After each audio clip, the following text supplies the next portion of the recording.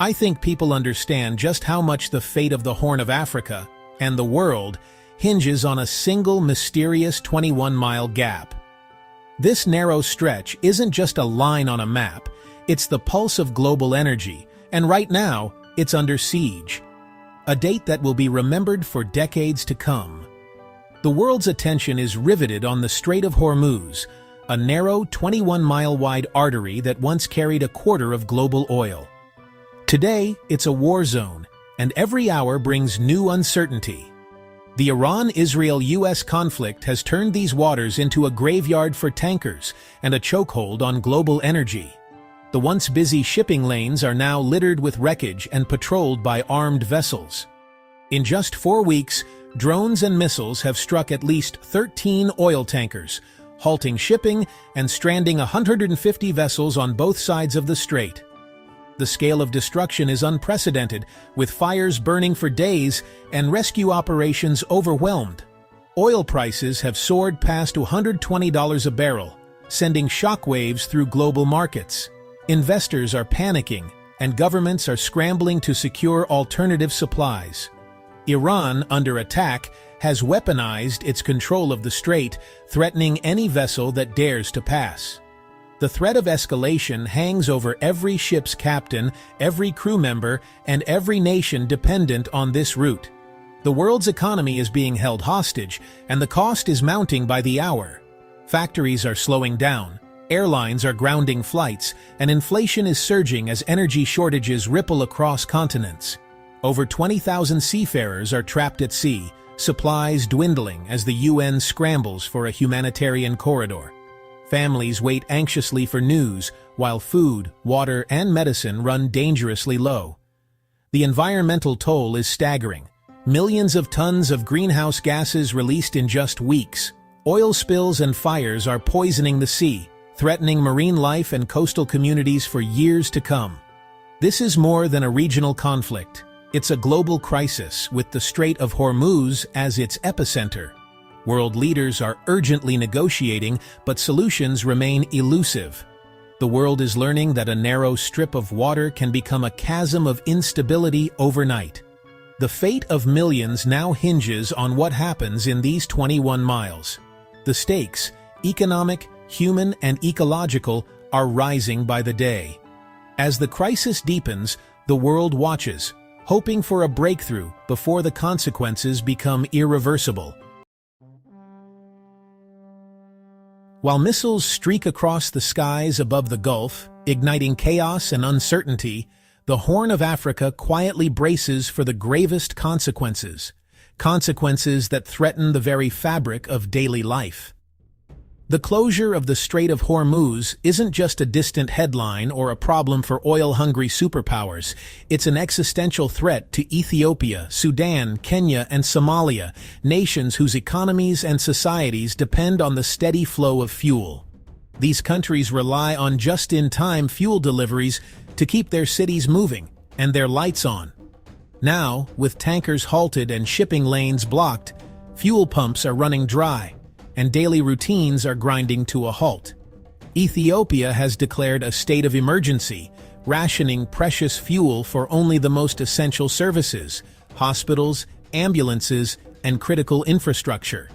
In Sudan, officials warn of an April deadline, the looming day when reserves will run out and the country could plunge into darkness, leaving millions without power. The ripple effect is devastating. Blackouts sweep through Nairobi, food shortages grip Mogadishu, and families across the region are forced to adapt to a new, harsher reality. Public transport in Khartoum is paralyzed, with buses and trucks stranded and people left waiting for rides that may never come. The intricate web of global trade, once a lifeline, has now become a conduit for chaos and disruption, as supply chains falter and ports fall silent. The fate of the Horn is now tied to a distant strait it cannot control, caught in the crossfire of a war it did not start, yet forced to bear the consequences. In our deeply interconnected world, no nation is truly immune to the shockwaves of conflict, reminding us that the impact of war can reach far beyond the battlefield, touching lives in unexpected and profound ways. The crisis has trapped key players in a high-stakes drama, where every decision could tip the balance between stability and chaos. As tensions escalate, the world's attention is riveted on a region whose fate will ripple far beyond its borders. Iran wields the Strait of Hormuz as leverage, using asymmetric warfare to force the world's attention. Its Navy and Revolutionary Guard patrol the waters, signaling that any disruption here could send shockwaves through global energy markets. Its strategy, inflict pain on adversaries by turning a commercial chokepoint into a military front line, has left oil tankers stranded and shipping companies on edge, uncertain when or if safe passage will resume. Ethiopia, landlocked and dependent on imports, is rationing every drop of fuel, its economy grinding to a halt. The fuel crisis has paralyzed transportation, slowed factories, and left families scrambling for alternatives. For Ethiopians, this is not distant news. It's a daily struggle for survival. People wait in long lines, hoping for a few liters, while others turn to wood and charcoal, straining already scarce resources. Sudan faces the most immediate threat. Reserves are vanishing, and a total blackout looms. The capital's streets grow darker each night, and the uncertainty breeds fear and frustration. Without fuel, power plants, water pumps, and food transport will stop, triggering a humanitarian emergency. Hospitals risk losing power, and rural communities brace for shortages of food and clean water. Oman, the silent gatekeeper, sits at the strait's edge, refusing to sacrifice its sovereignty for global energy flows.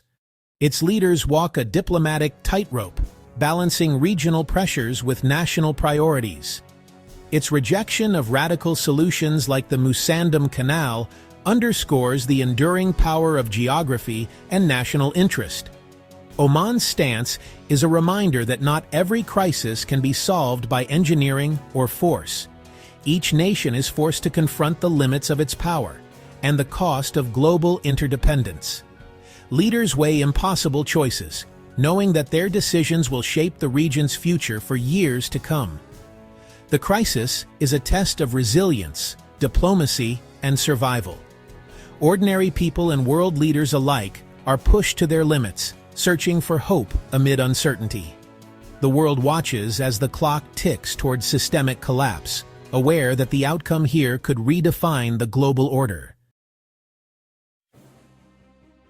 Desperate times breed desperate ideas, none more audacious than the Musandam Canal. The plan: carve a canal through Oman's mountains to bypass Hormuz, creating a new route for oil tankers. The reality: $100 billion decades-long engineering nightmare requiring technology and resources beyond reach. Even if possible, it's useless for today's crisis. The Horn needs fuel now, not in 2056. The canal is a distraction, pulling focus from urgent decisions. Oman, whose land would be carved up, has flatly refused. The Musandam Peninsula is ecologically and culturally unique. Oman won't sacrifice it for others' emergencies.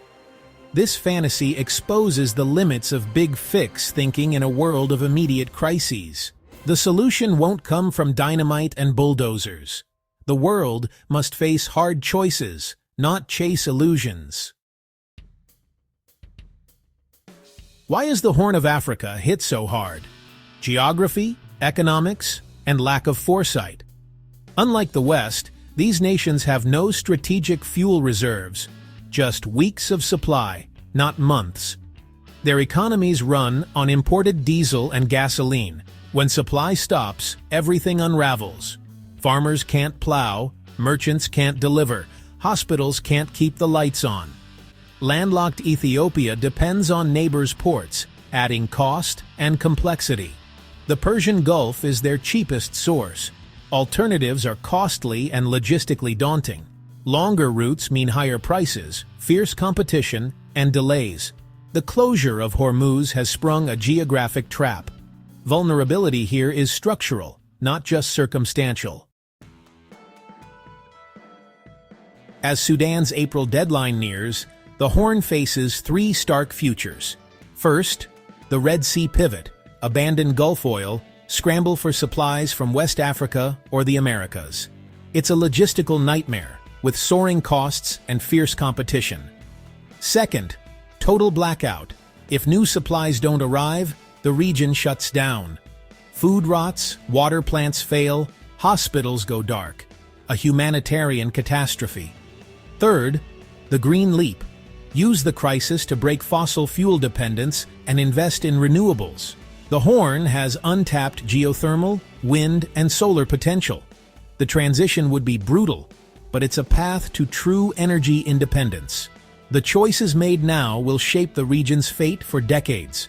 Survival, collapse, or transformation. Each path is fraught with peril and possibility.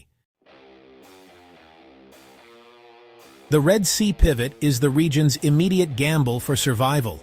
With Hormuz blocked, nations race to secure oil from the Atlantic at staggering prices.